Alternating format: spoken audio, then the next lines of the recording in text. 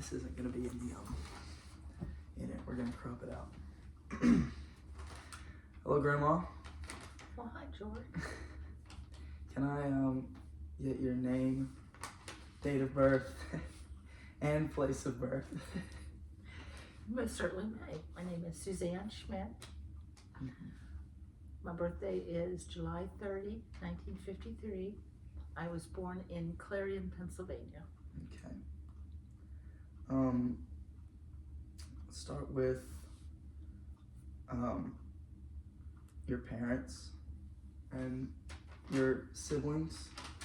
How what were their names and what did they do? Okay. Well, my dad's name was Patrick, and he worked for the excuse me, the glass factory in our town. My mom's name was Virginia, and she worked for the state police. Gotcha. I mean, she did a lot of different things, but her last job was with the state police. Okay. Was she like she worked in like the enforcement or the? She gave driver's tests and occasionally worked with their undercover division. Okay. Okay. Do you have any siblings? I do. Okay. My Do you need to? uncles and Okay, I will tell you. I'm the oldest okay. of 7. Ooh, So that's a lot. then there is Annette, and David, Rosemary, Patrice, Loretta, and Matthew. All still living? Yes. Okay. I'll have to, I don't think, have I met them all? Or I think you've met most of them. I know You've met Annie. Annie. Probably the only one you haven't met is Rosemary, and she doesn't live around and she doesn't come around very often. Gotcha. Okay. Let's get into your childhood. What was your what school did you go to? I went to elementary school. I went to the Catholic school that was in the town. It was Immaculate Conception. And then they only went from 1st to 8th grade. And then I went to the public school in Clarion area high school for 9 through graduation, through 12. I'm guessing it was a Catholic school. Immaculate Conception was a Catholic school. Yeah. Did you play sports when you were in school? I did some track when I was in, I don't know, maybe 10th grade. What did you run? Just ran the sprints. I don't even, I mean, 100, 200 type stuff. Yeah, it was just, short little stuff. Those are the toughest races to run. Well, I had ankle issues, so that kind of put me out of the running. Any other extracurriculars like I don't know if they had FBLA and They such. didn't have things like you guys have now, but I was a candy striper at the hospital. What's a candy striper? Well, it was, you went into the hospital, you were a volunteer, and you handed out magazines, made sure the water was filled, kind of visited with patients. Mm-hmm. But it was just kind of, I did that. Gotcha. So, what kind of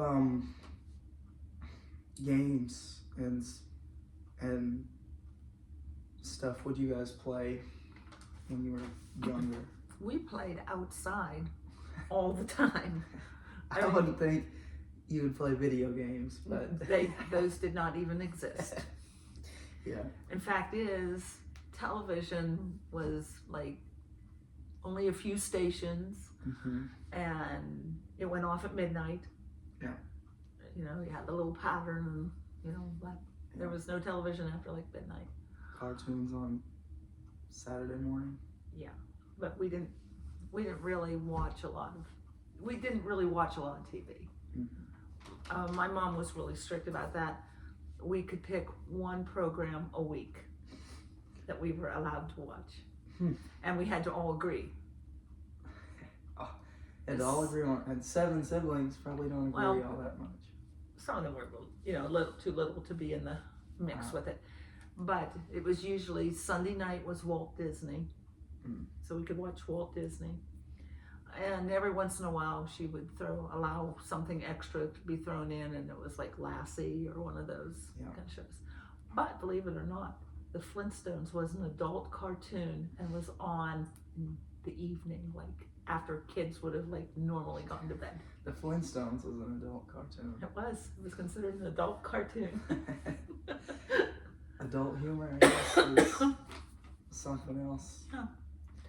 But the other thing was, when I was growing up, the Catholic Church was very strict about what television and what movies you could watch, what books, what magazines, and they had a list, and my mom and dad were very strict about following it. So I know your favorite TV show or movie, that was Lassie. Probably, or like watching one of the Walt Disney things. Yeah. Now, when I would go to after church on Sundays, we go to my grandfather's. Every Sunday we went to my grandfather's for lunch. I mean, everybody went. And he allowed us to watch TV. And Shirley Temple was on, so we watched a lot of Shirley Temple. All black, and he had a little tiny television, and we would, all the kids, all my cousins, we would like crowd around this little space so we could watch Shirley Temple. So, what was your favorite subject in school? What did you excel in? I really liked any of the sciences. Mm. I mean, I loved biology. Yeah. Absolutely loved it. Well, I would expect that from a nurse. But it was, I had a fabulous teacher. And so I really, really, really enjoyed that. Okay. So with that, who was your favorite teacher when you were in high school? I have to say it was Alex Arth. And he was a biology teacher, and he was fantastic. Yeah. And we've all said, he's since passed, but everybody who ever had him as a student stayed friends with him forever. He was just that kind of a guy. Those type of teachers are. He was fabulous. Stand out. Mm-hmm. And if you went to the local college after you had him in high school they knew exactly who taught you biology. And they would say, was your teacher by chance in high school Alex Arth? He was very tough, but such a good teacher. Yeah. Well, school would not be school without friends. So, who was your best friend? I have 2 very good friends that I've had since kindergarten, and I still have them as my friends. That's very rare to have. That is Carla and Lee. We went to kindergarten clear through school together, and we are all still friends. What type of stuff did you get up to with them? We actually were pretty good kids because, in a little town that I grew up in, everybody watched everybody. Somebody would be finding out. First of all, my grandfather was a barber in town, so he knew everything. I had to walk past his shop to go home, so he would keep an eye on you. But everybody kind of looked out, so you didn't have a whole lot of opportunity to do mischief. No, because your parents knew before you ever got home. Yeah, my dad always talks about the mischief that he did. I guess he had a little bit longer reigns. Right. Well, I can tell you that if my grandfather had even heard that you were doing anything wrong, he would be standing on the steps of his barbershop waiting for you to come past. So you didn't stand a chance. Yeah. Well, with that, tell a little bit about the the town that you grew up in, which was Clarion? Clarion. I grew up in Clarion, Pennsylvania. It was really it was a college town. Mm. It had a state teachers college. But it was just if you think of a story, a place with Main Street downtown where all the stores, all the, it was just a quiet little town, truly. Do you think the population has grown or decreased? Decreased. It has absolutely decreased. The college, although has grown, it stays very contained in its own. They bought up a lot of the houses and the land around in town, and so the college stays very contained. A lot of people left because as Walmart came in, businesses went out. Yeah. And then there was a little mall. Then they built a little mall down there, and it had a Kmart and a few little things. But as soon as the stores left and go to the mall, or like I said, Walmart came in, all the shops in the town closed. Basically, we had like a Penny's that went to the mall, so that left an empty building. We had, it was the movie theaters. We had 2 movie theaters, but the movie theater moved to the mall, so that left 2 empty movie theaters. They talk about the little man building up a town so the big guy can come in. Yeah. And that's really what happened. And when I go back to Clarion to visit, there's just a lot of empty places, or kind of, they do a lot of like pop-up stores. There's pop-up, but I think they have them here, pop-up shops. Like trucks? No, like they'll rent a space. Oh. They're not, I think they have to do it around here. I forget. I think they're called pop-up something. But they do a lot of that. Yeah. But uptown, there's a couple little restaurants that were not there whenever I was growing up. And a coffee shop that was in the old hardware store that was Weaver's Hardware Store, is now a coffee shop. How does a hardware store turn into a coffee shop? The town was built, in the early 1800s. The stores are long, skinny, so it's just turned it into a coffee shop. But it's, and there's a couple little restaurants, but not the restaurants that were there whenever I grew up. Well, the times that I've been there, I didn't know that there was a college, but it's been a while since I've been there. I was the young. College is it's on the east end of town, so it's kind of, you're almost going out of town where the college is. Yeah. Well, let's get into I guess. Well, we got a few more. What was your, did you have any pets or animals? Yeah. We always had dogs. We always had like Cocker Spaniels, or my dad raised them. It's, so we always had Cocker Spaniels. Yeah, those are pretty dogs. They're very pretty. What was your first car? The first car that I bought, or the first car what I learned to drive in? Let's start with what you learned to drive in. I learned to drive in, I was in the 60s something. Dodge Fury. I think it was made by Dodge. It was a Fury. It was our family car, so we only had one car. So you didn't have a car to go and just leisurely, I want to go for a ride. I mean, it was, you had a purpose. You didn't have free access to vehicle. You walked. Was it a manual or automatic? It was an automatic, and it had push buttons. But now, I did learn to drive a manual, but that was when I was dating, with Kevin. And It was not a fun experience. I don't think I could drive a manual. I was always very nervous, and I just didn't enjoy it. I mean, I could have enjoyed it, I guess, but Yeah. I was always nervous. And it was a little sports car. It was a Triumph, little sports car, and I did not have fun. So, what about the first car that you bought yourself? First car that I ever bought was an Oldsmobile Starfire, I think is what it was.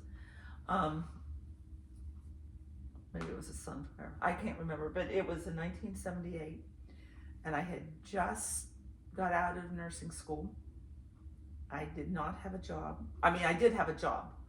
I hadn't started yet, and I did not have a paycheck. But I needed a car, or I couldn't get to work.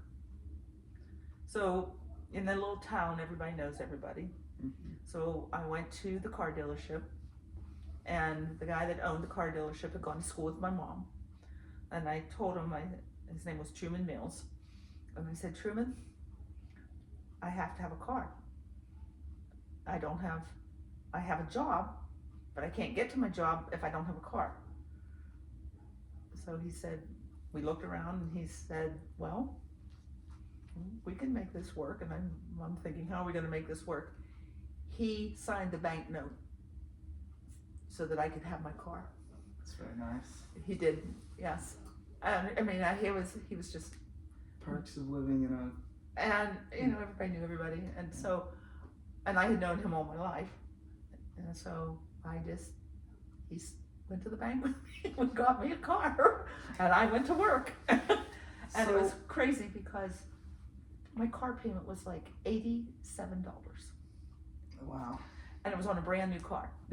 We didn't go for the used car stuff. Yeah. He got me into a brand new car. That's $87, no money down. and because I didn't have any. And he signed the bank note. What would I don't know how much $87 would be today. I don't know, but I was worried because it seemed like a huge amount of money. $87. Now I think about $87, you can't even. Yeah. What do you do for $87 these days? Yeah, But for me, it was like, holy cow, I have got to work really hard. But you got to remember, wages. When I started working as a nurse, wages were $3 and at the hospital, I think it was $3.80 an hour. It must have felt like going to work wasn't worth it. No, because I was happy because that was not what the minimum wage was. The hospital was paying more. What was minimum wage? 2 something. Like probably we got almost $1 an hour more, but you had to work a crappy shift to get that. But it was okay, but yeah. So you got a car. What was the your first job that you were talking about that you couldn't get to without? It was a nursing job. Oh. Gotcha. I mean, when I was in high school and I could walk to wherever I was going to work, work at the dry cleaners and hand out clothes or do those kind of things I did. But I could walk because I was just uptown from my house. It was like 3 blocks. Yeah. However, my nursing job was not. So, few miles. It's a little harder to walk. Yes. So, do you have any boyfriends whenever you were in high school or Yeah, college? I had Kevin. Was my, all through high school, and then I married him. Mm-hmm. And then I divorced him. But, and then of course, then I met Grandpa. Yeah. And then we were like forever, like 40 years. Yeah, that's a Yeah. long time. But, but Kevin was my, he was my boyfriend all through high school. So you married your first boyfriend. Yep. So you guys met in high school. Yeah. Do you remember what your first date was like? My first date? Oh, we probably did something like go to the movies. I mean, that was pretty typical. Yeah.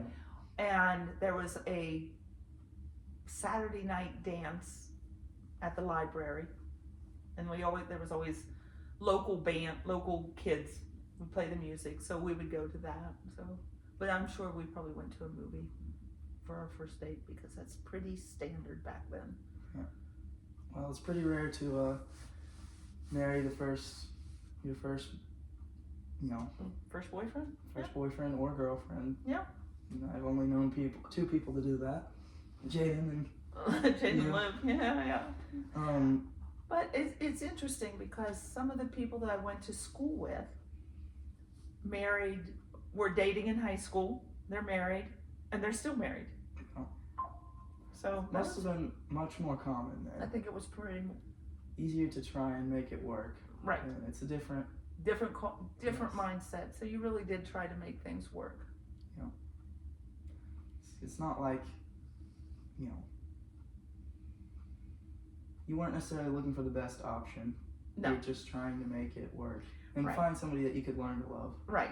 And Kevin and I have stayed friends Mm-hmm. all these years. And of course, we had the two kids. We had Chrissy and Karen. But we talked about it, and it's like we were just way too young. Mm-hmm. And the things that we thought were major problems with a more mature mind, you would have looked at it and like, that's not really a problem. Yeah. It was, but we just didn't have the tools to. I mean, we're still great friends. Yeah. You Still know? keep up with him. Well, yeah, and he were, like even whenever, when I was sick, different, he's always checked to see how I was doing or whatever. And when Grandpa died, he was like one of the first people to call me to find out how I was doing and if I needed anything. So we've stayed friends for,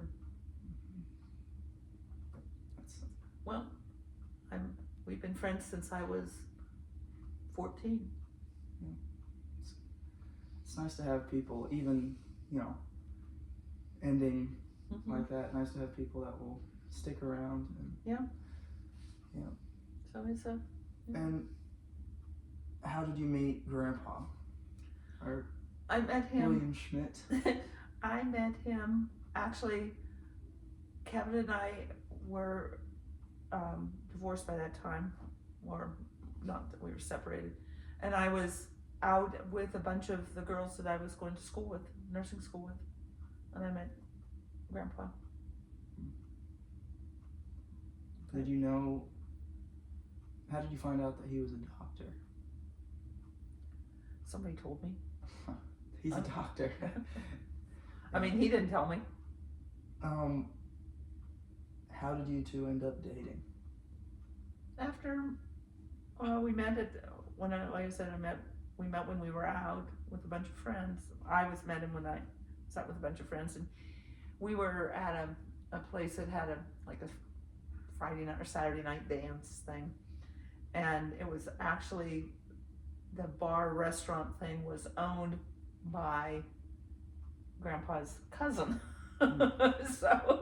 So he was hanging out there, visiting his cousin. So, and then, I went to work for him.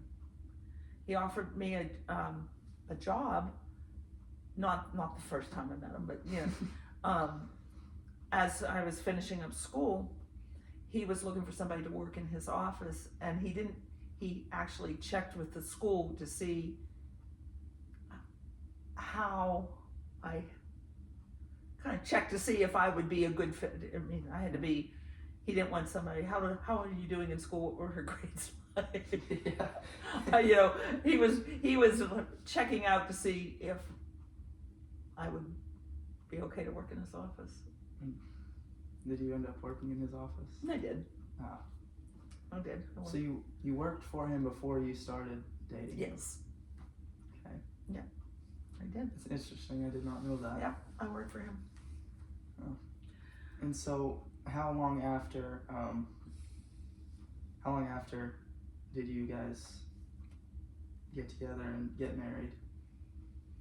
Well, we started dating probably about, I'm trying to think, I probably had worked for him for maybe 6 months or more when he asked me out on it to go out to dinner. I mean, you know, he took me to dinner. Yeah. So. Sounds like, actually, it doesn't sound like something Grandpa would do. I didn't think of him as much of a romantic. He took me to dinner. He asked me out to dinner. Actually, he took me to Pittsburgh to go to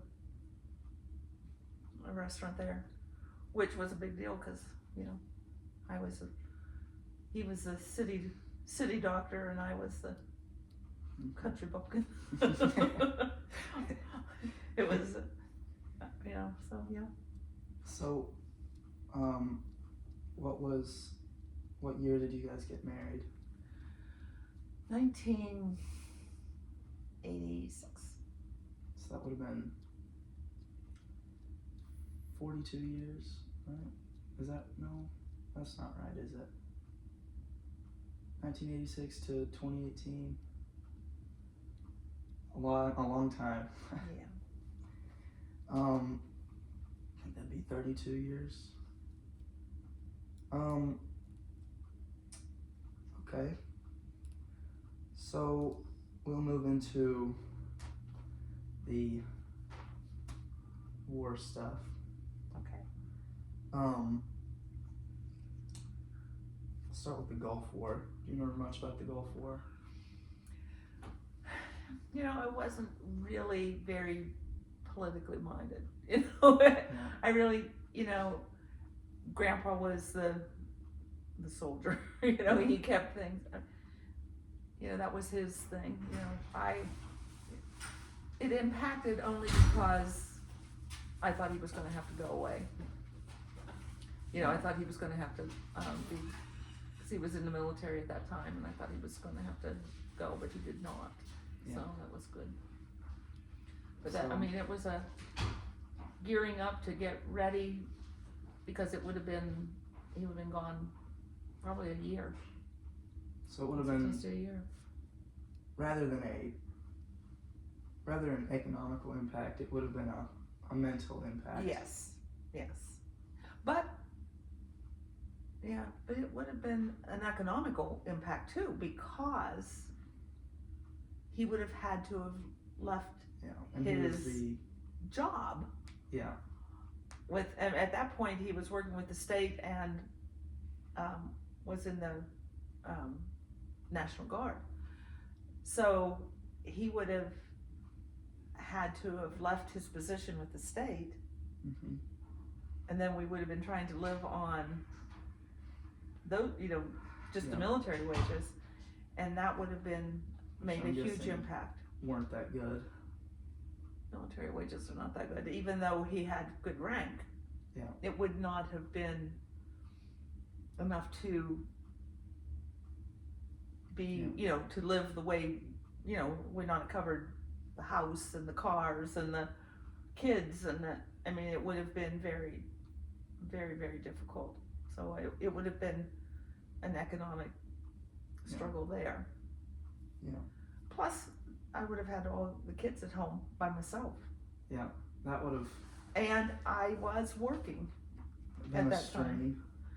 I was working. I had a job, a full-time job, and I was going back to school at that time. So it would have changed our life a little bit. Yeah. Yeah. I can imagine. Where did you live during the Gulf or whenever it first Sacramento. started? Sacramento area, the So metro you area. moved across the United States, Yes. from Pennsylvania to California. Yes, I did. And that was because Grandpa took a job in California. How did he You know how he ended up with an offer from Pennsylvania to California? In 1978, there was a horrible blizzard. Mm. Tons of snow. I mean, tons of snow. And he came home from the office and he said, "We're moving. I'm done with this. We're moving. We're going someplace where it's just sunshine." California. And we actually interviewed, he had interviews in Texas. He had interviews in Florida. He had interviews in North Carolina. And we had an interview in Sacramento. And he ultimately picked the Sacramento. But he searched out several jobs. I can imagine my life would certainly be different if you guys had taken the Texas one rather than. Yeah, maybe. I mean, I was born in Arkansas. You guys Right. might have found your way back here, but Well, we probably would have. But- Because the job that he was taking that we looked at in Texas was in we would have lived in San Antonio, only he would have had to gone to Laredo, which was a long drive, but we would have, Laredo is just a little, back in 78, there were still like dirt roads in the town. in the town. Yeah. Wild West. It was. So we would have lived in San Antonio and he would have gone and stayed in Laredo a couple days out of the week and then come home. But he decided that was not what he wanted to do. So you ended up in Sacramento. So we ended up in Sacramento. And he was a doctor and he worked for the state of California. Well, in the beginning, he worked for a private medical group. It was called Cordova Medical Group. And he worked there for, I don't know, maybe 4 years. And then got the offer, and then applied at the state. Got a state job and he I forget what his job, what title was in the beginning. He ended up as medical director. However, he was just a worker in an office, doing claims, disability claims and that kind of stuff. And then was able to promote. He had an offer, had the opportunity to promote. So he did that, took that job and stayed with that until he retired. Gotcha. So, did you do anything for work while he was working, or were you more of a stay-at-home? No, I worked. I went to school. I went back to school, became an RN, because when I met Grandpa, I was an LVN, or LPN, I was a practical nurse. And then I went back to school and became an RN. And I always worked when I was married to Grandpa. Gotcha. I worked at Cordova Medical Group not with Grandpa, but I worked with some of the other doctors, like in the evening doctors, because there was a lot of, the Air Force bases were there. So we had doctors that did some moonlighting for evening hours, and they always needed a nurse. So I would pick up hours then when I was going to school. And then I worked for a place called Starting Point, and it was a drug and alcohol treatment. I did that. And then I went and worked at the psych hospital, was charter. And then I got a job at the county. So then I just stayed with the county. I did mental health, and then I switched over into medical. Was that a hard switch, or was it pretty transitional? It was pretty easy to do. So I just did worked the clinics, and then I worked my way up and became a supervisor. Okay. What are some of the big news stories that you remember about the Gulf War? Maybe like I'm gonna be honest. I didn't know about the Gulf War until probably a year or two ago, hearing Dad tell stories about it. Right. So he said it was kind of wasn't very impactful to him. No. You know. No. And I'm trying to remember which one, because there was so much with the Persian Gulf and all the eastern countries that we were having with, and it was always interesting because, like, during Vietnam, when I was growing, teenager and growing up, the news stories that you saw were older. It wasn't like instant. So maybe there was something. I mean, they would show stuff on the news, but it wasn't happening at that moment. Yeah. With the wars with the Gulf, with with Iraq and with all the different ones, it was you would watch it as it was happening. Mm. It was crazy. It was way different. I mean, you weren't viewing it as it's happened 4 days ago. Or a week ago. or 2 weeks ago. No, it was happening hours. Yeah. Or So, yes, it was very different. So it imagine didn't that have to would be be different. Information overload. It was a lot of times. Yeah. Which I think that's probably why a lot of people don't like watching or dealing with the news now, is because you're getting it constantly. Exactly. So there's going to be, you just rather stay away rather than. I'll be honest, I don't watch the news. Yeah. I do not. I catch up on my phone, the highlights. I don't want to watch. Yeah. I don't want to watch it. Well, I'm gonna go ahead and transition to maybe the most impactful war on me, probably on you, and probably on everybody in the United States. 9/11, which was the war on terror. Right. Where were you as 9/11 was happening? The morning that 9/11 happened, I got up and I was getting ready for work. Part of my staff was supposed to go to San Francisco for a training. And so I was up early and Grandpa was up, and for whatever reason, he never did it. I mean, he turned the news on. That was not his normal routine, and we're hearing about this, about the towers and all this, and you're watching in horror, and it was like, this can't be real. This can't be real, but sure enough, it was real.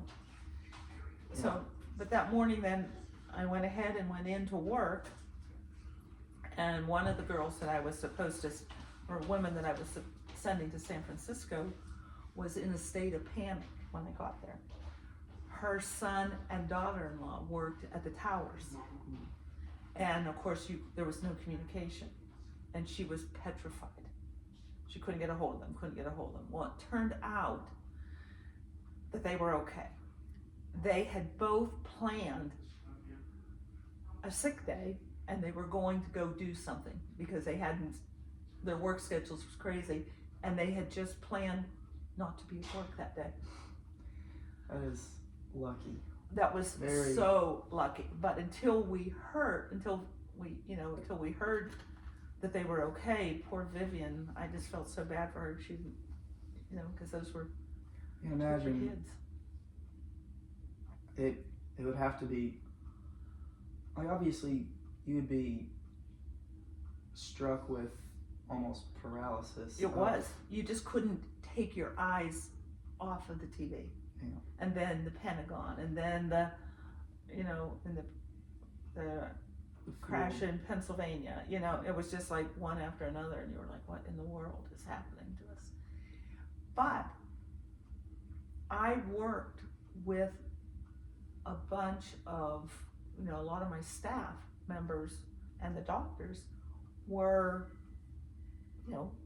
East Indian or Pakistani, or it didn't matter, because they were very much targeted as terrorists, and it was very tough for them. That's one of the worst things. That it probably was at that moment more harmful for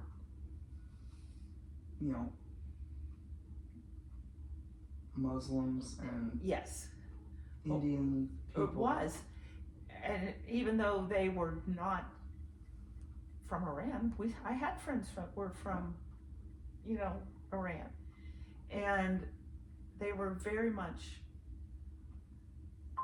It was a very tough time. People were not trusting. They were scared to go on an airplane. Yeah.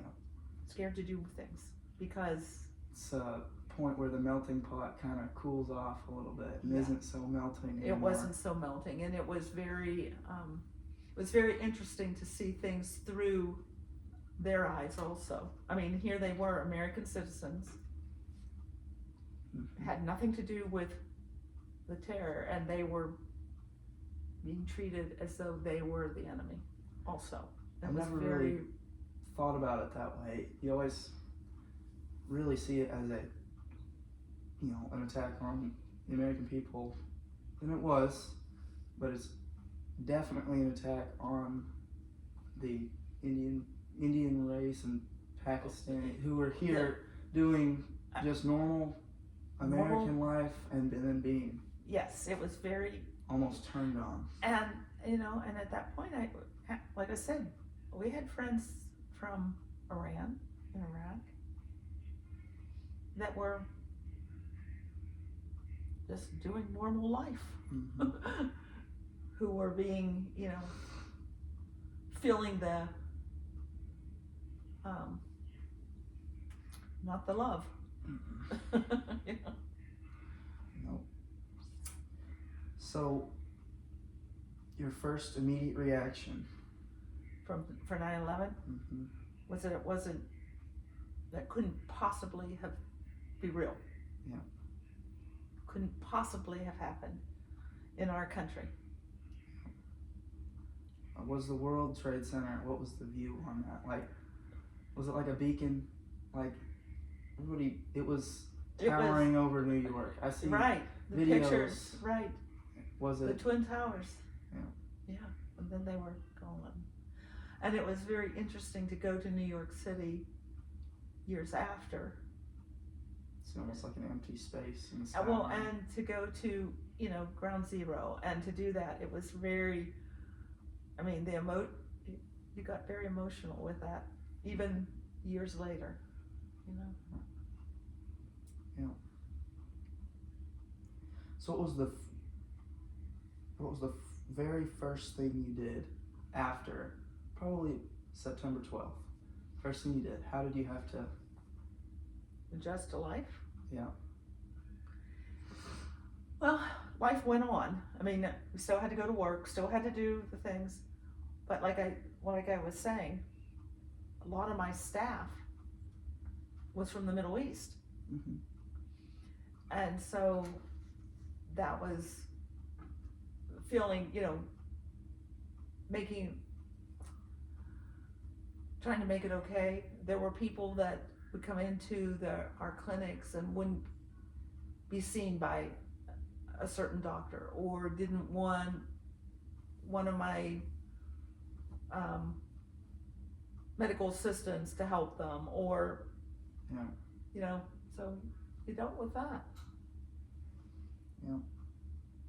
But yeah, it's tough to when tragedy strikes, you really want time to just stop so you can regroup. That's what people say, time stood still when 9/11, but it didn't. It didn't. Things were going on. Life was still going on. Yeah. But you were that was frozen in time. Yeah. And my brother-in-law, Keith, was a truck driver, and he was driving past when he was on the road. He saw when the Pennsylvania thing happened. Hmm. And that has still gives him like nightmares all these years later. Yeah. It really was very traumatic. I can imagine it would be. Yeah. And then of course there, once again, Grandpa was the state surgeon. Was like, hey, what's going to happen now with him? Because he was still active in the National Guard. Yeah. That must have been. Yeah. You have to think about. Here we are again. 2001, the new century, and I'm gonna be back at war potentially. Right. So I mean, so there it was. Okay, what's going to happen? And then the security. Everything was so tight. Yeah. I mean, it was like you didn't want to. You couldn't. If you sat something down, people were thinking, is this going to be a bomb? This is, this type of thing. I mean, it was just like, and if you went through, I mean, this is where the airports changed everything, the high security being your luggage checked, everything, Yeah. So I was going to ask, how did you witness everything change after that? And tightened up security. My dad always talks about, like, you go to Little Rock or Conway and there's metal detectors to get into a football game. And he's like, metal detectors in a football game? But it's like, that's what... Metal detectors at That's the what's post gonna office, happen. metal detectors for everything. Oh. Getting in and out of some of the big hospitals, Yeah. metal detectors, yeah. But a lot of tightened security. Security. I've never known anything different. Right. And I was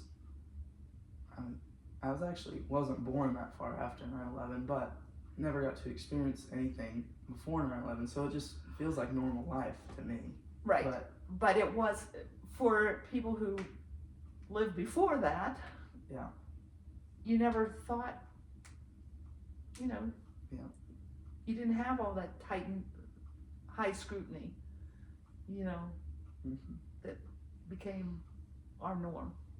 Yeah. You didn't take your shoes off at the airport to walk through. Yeah. Well, post 9/11, not far afterwards, probably a day or two after, you get the War on Terror, Mm-hmm. which is still ongoing, Yeah. I believe. Yeah. The war in Afghanistan recently came to an end, or kind of got summed up. But how has that war impacted you in any way, or have you noticed an impact? In Afghanistan. Yeah, or just the War on Terror period. War on Terror. I think it's just been so many years Yeah. that we've been doing this for 23 years. Yeah. It's almost become like the Norm. Yeah. Unfortunately. I would ask where you lived or what you did for work, but it's still going on, so there's really no reason to ask, because I know where you live and I know what you do for work. What I don't do for work now. Yeah. But,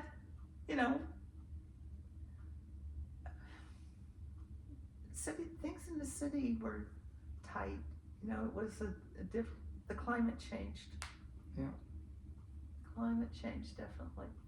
So, and I think that was probably part of the reason that Grandpa was happy to move here, where it didn't feel as, as tight and crazy. Because the city got tough. City life was tough after. Yeah. I've always said about sports mainly, tragedy unites. So like losing a big game, that unites the team. was it true for 9/11 that this tragedy united the nation? And to a degree, I'd say, but like I said, there was also the division because we have a lot of people that this isn't their place where they were born, or their families, but I think that, yeah, in a way, I do think it brought people together. I've seen the clips of, I must have been Yankees probably versus the Nationals, where George W. Bush throws out the first pitch, and everybody's, USA, USA, and he's like, it's the most united we've been in a long time, right after the most tragic event in American history. Yep. And I think there's a honeymoon phase to that. And eventually that's going to wear off. And I think after a while it probably did. It did. I think so too. Because then we started seeing a lot more of them. I don't want to really say discrimination, but a lot of the, it was discrimination. But we have seen that. We've seen steps forward and steps backwards in how our society was progressing.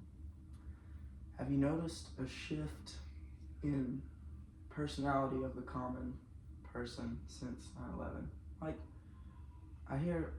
Maybe more cynical? Yes. Have you heard, have you noticed, I hear about my dad saying, you could go to the city, talk to anybody, interact with anybody you want, everybody was very open. Mm-hmm. How has that changed now? I've never been to a city bigger than Little Rock before. Pittsburgh. Well, but you were too young. Don't really remember that. I've been to San Francisco, but I was on a pretty tight leash. Mom wouldn't let me do anything really. You know how she is. But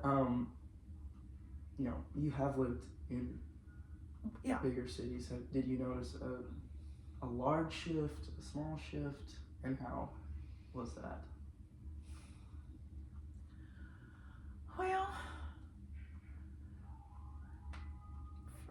I think back at work, and with the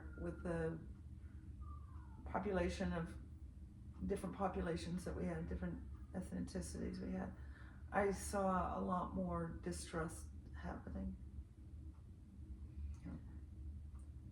which was, and part of it was, even like with my Indian gals that work for me, if you couldn't, if you were from Pakistan, don't mistake somebody from Pakistan from India. Yeah, not a good thing to do. No, it was not, and they drew a lot of lines themselves with where they were from and who was. It was interesting. Yeah. Very interesting. I think it began to be, you just don't interact with people you don't know. No. My mom has told me stories about her childhood, and you have told me stories about their childhood, about how they were up to a lot of mischief, and they were in the prime position to be kidnapped or have bad things done to them, and it didn't happen. I would never the things that they were allowed to do, and the things I was allowed to do growing up, Yeah. you kids could never do. Not in this world. I think that When I was in kindergarten, I walked clear across town to go to school by myself. I was 4. You know what I'm saying? yes. That's like Koa Yeah. walking to school by himself. That's insane. Right. But But we did. But there again, everybody knew everybody, and they knew what time you should be passing by their house, or Yeah. their kid was going to join you, in on the walk, So, but you kids could never do that. Yeah. Where we lived outside of Sacramento, where your mom and the girls grew up mostly, I didn't ever have to worry about if they wanted to walk to the corner store, Yeah. the little store. I didn't worry about that at all. They could just go do that. Would I allow kids now to do that? No, absolutely not. I think that 9/11 had a very large impact on my mom's parenting style. I think if it had not happened, I think the world would be very different. It would be. For better or for worse, doesn't matter. It would be different. But my mom is very protective. Call her a helicopter parent, which I'm glad to have, because I think that it's gotten me out of a lot of dangerous situations. It has. But However, hearing what she did, it's crazy to me almost. Right. But I think that 9/11 had a big impact on it that. did. It did. And having, I think by 2001, were all your children adult by that point? Okay. Yeah, because mom's the youngest. She was already out. Yeah. What having adult children and just children out and about in the new world, we'll call it that, after 2001, were you scared or worried? Yes. Way worried, like when the girls, like they were still going out to do things, and I worried all the time, more than I would have worried before. And I think I became, like with the grandkids I had at that time, way more protective. I would not have allowed them to do any of the stuff that the kids did, that his mom and her sisters did. Yeah. But it was a different world. It was truly a different world. Mom was pregnant with Jaden at that point, and she talked about how she was so worried to bring a child into a world That like we didn't know what was happening. And it really was, because we did not know if there was going to be, was this going to bring war to our homeland? Right. Were we going to be in the same situation that a lot of these other countries were in and are still in? Yeah. Where it's not, You don't know whether you're going to be bombed tonight or not, Yeah. And there was a lot of worry about that. Going back to the day of and the days around, was there worry that it would happen again? Yes. Following? I think I do believe there was, that there was going to be other big populated areas, like say San Francisco or Chicago or Philadelphia or Washington D.C. Well, Washington D.C. did have the Pentagon, but that there was going to be more. Yeah. Mm-hmm. People were always, there was a great fear that there was going to be more. And even now, like, think about like at the,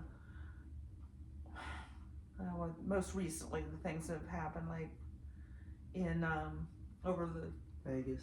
Vegas the, and Trump Tower. And in New Orleans. Mm-hmm.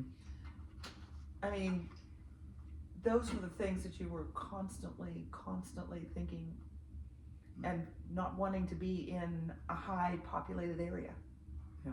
You didn't want to be in that airport or that big, because you didn't want to be a target. You know, you didn't know what was being targeted. And things were. It almost planted a seed in the brain to always be on the lookout. Yep.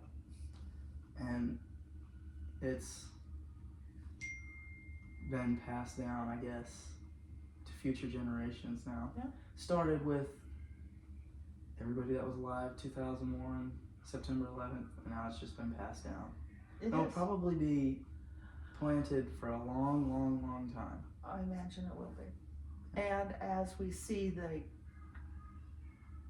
you know, the little terrorists, you know, the little, what are those called? The pockets, I forget what it's called. You know, but it's like, what are the chances of like the guy that did this terrorist attack, or is considered a terrorist attack on New Orleans, was military, but was probably, I think, Muslim. I mean, I don't know that for sure, what his religious background, but his name would indicate that he was, you know. Once again, not good for Middle Eastern people who aren't affiliated at all. But with ISIS and stuff, there's little pockets of, you know, sympathizers and stuff, so you always are worried about every time there's going to be a big event. I'm sure that that's on the back of people's mind, or big holidays. People don't want to go out, do a lot of stuff. The natural, I think it made a shift in the natural feeling that people are naturally good versus naturally evil. I think it's almost shifted the view. People are going to do bad things rather than everybody's looking to do good things. Right. Yeah. So I think you're right. It's put a shift. I think it has put a shift. So because you are, I mean, you do think about those things. I mean, before 9/11, I never thought about there ever being an attack on the United States. Never. I mean, that would have never crossed my mind. You always felt very safe and secure. Yeah. The only attacks that I know have been domestic. Right. They haven't really had a huge effect on me. Maybe a little bit in patriotism, you know. Okay, yeah. But I don't. None of them have been as big as 9/11. No. We haven't had anything that horrific. Probably due to strict security. I think so. Probably worth a lot more. I think you're right. Yeah. Way tightened security. Yeah, and that's, you know, kind of puts a bit of a strain on everyday life. But well, the question is that heightened security a good thing or a bad thing, in your opinion? In the world that we live in right now, good thing. I honestly never thought there would be a day where I would see where you had metal detectors to go into schools, into hospitals, into our post office down here. You have to walk through a metal detector. I mean, I don't understand it either. The thought that somebody would want, like they have the option to not, but just the I guess feeling of need to do something that is harmful. I guess it's hard to have the mindset that, I mean, when they do these attacks, there's their suicide missions. Yeah. I can't imagine getting up in the morning and saying, okay, this is the day I'm going to blow up whatever, and me too. You know, blow up this building or run into whatever. I mean, I think what it is to also, we are not in a culture, I mean, our culture doesn't necessarily think the same way as some of the other foreign cultures think, Mm-hmm. where that is honor. Yeah. I mean, think back in World War II when the Japanese were doing their suicide missions. That was honorable. Yeah. You knew you were getting in that plane and you weren't coming back. Yeah. The class I'm doing this for, actually, we just got done with World War II. We talked about kamikaze pilots. Yeah. And how it was a very, I guess, they were chosen to, and you were honoring your country. Yes. And it was like the highest form of patriotism and highest form of nationalism that you were doing this and sacrificing your life. Yes. You know, I don't think the United States has that, or ever has had that culture. I mean, our soldiers go to war Mm-hmm. knowing that the price they pay could be the ultimate price, but they don't march into a war zone saying, today's the day I'm going to sacrifice myself for the country. Yeah. Do you know what I'm saying? It's not like they're not They hopping in there. There's an opportunity They're to come back. always hoping that they get home that Yes. night, that that they're going to sleep sound, you know, not soundly, but that they're going to come home to their families. Yeah. You know, we don't think the same way. Mm-hmm. So sometimes that's hard to think about, where you have been raised your whole life to think that that's the most honorable way to show your patriotism or whatever. I mean, we don't think that way.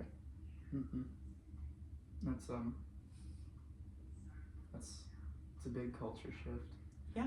Not necessarily a shift because It's not a shift because because that is how they have thought their whole, you know, that's they're growing up, their parents, their grandparents, Mm-hmm. doing things for the ultimate sacrifice of were honorable. Mm-hmm.